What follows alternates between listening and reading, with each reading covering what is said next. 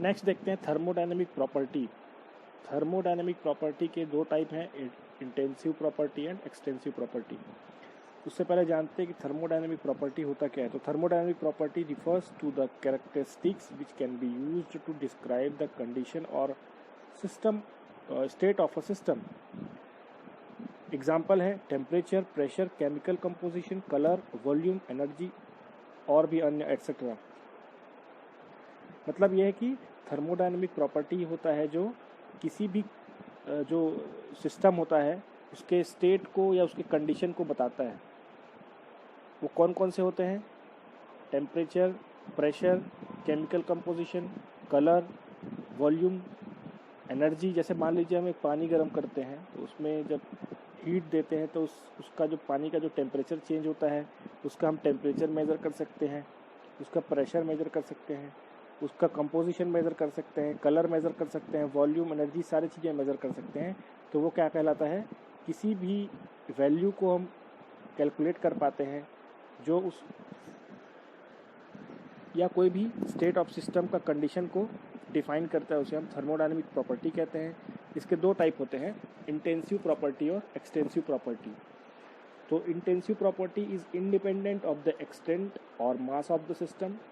Its value remains the same whether one considers the whole system or only a part of it. Examples are pressure, temperature, density, composition, viscosity, thermal conductivity, electrical potential.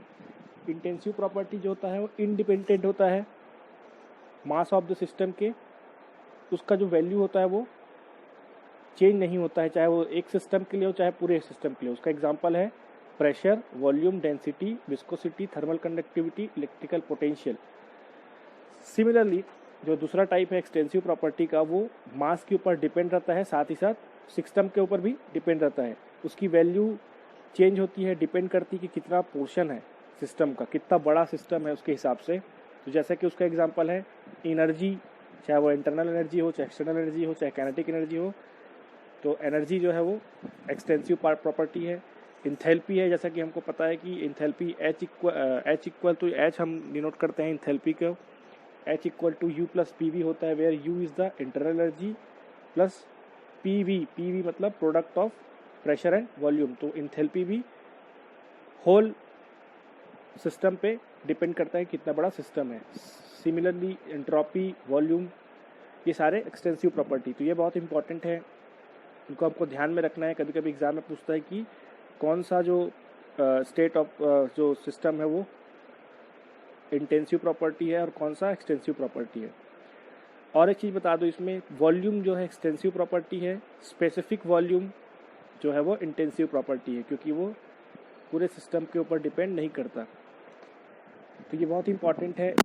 एक बार देख लेते हैं एक बार और फिर से कि extensive property में क्या क्या आता है और इंटेंसिव प्रॉपर्टी में क्या क्या आता है। तो इंटेंसिव प्रॉपर्टी में आता है प्रेशर। इंटेंसिव में pressure, temperature, density, concentration, melting point, boiling point, surface tension, viscosity, ये सारे इंटेंसिव प्रॉपर्टी है जो मास के इंडिपेंडेंट रहते हैं।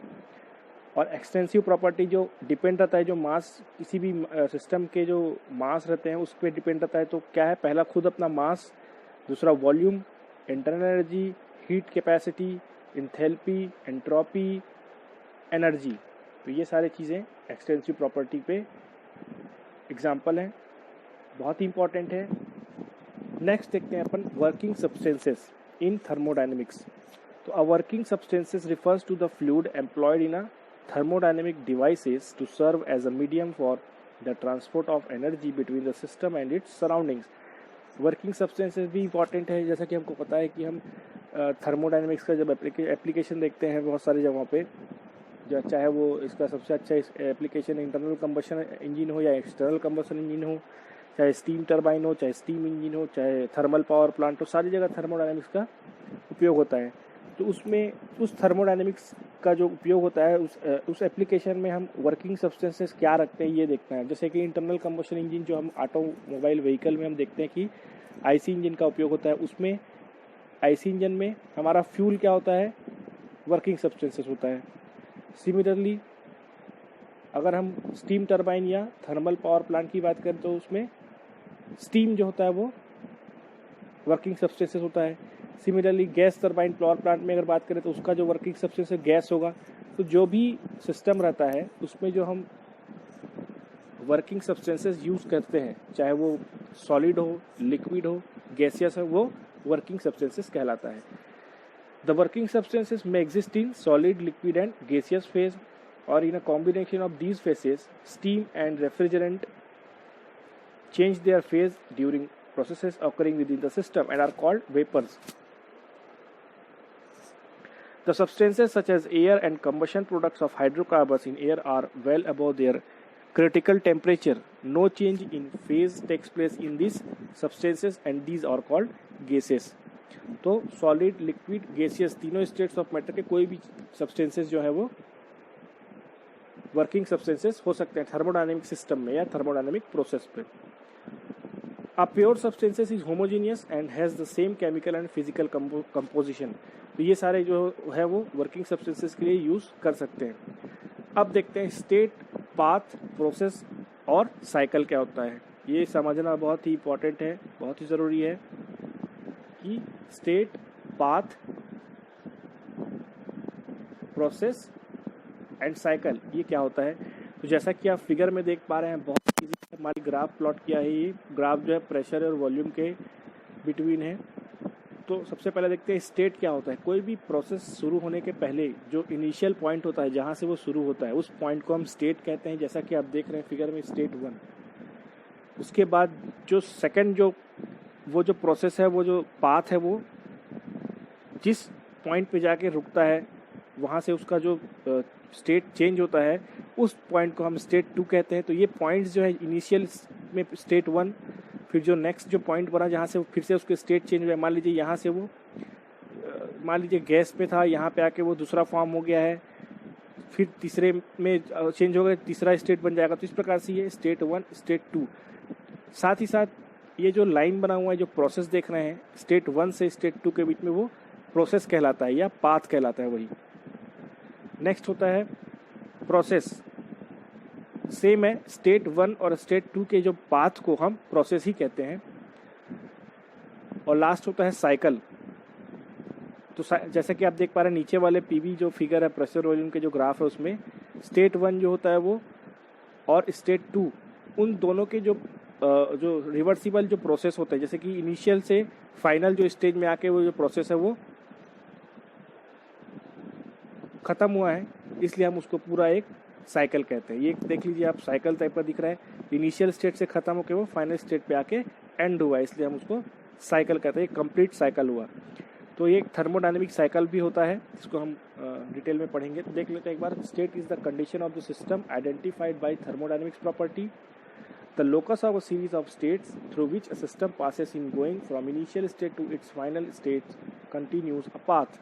देख लीजिए फिर से एक बार, ऊपर वाले जो फिगर है उसमें स्टेट 1 से स्टेट 1 जो इनिशियल पॉइंट है, जहाँ पर से उसका फेस चेंज होगा हम उसको स्टेट कहते हैं।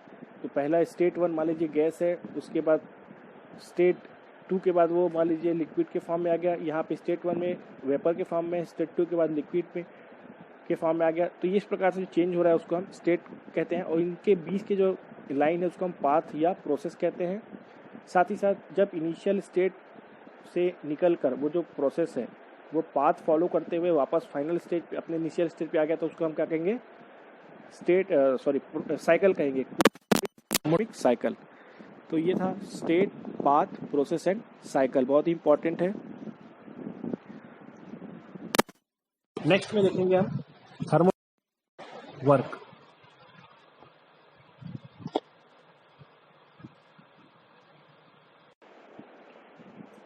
नेक्स्ट देखते हैं थर्मोडायनेमिक प्रॉपर्टी।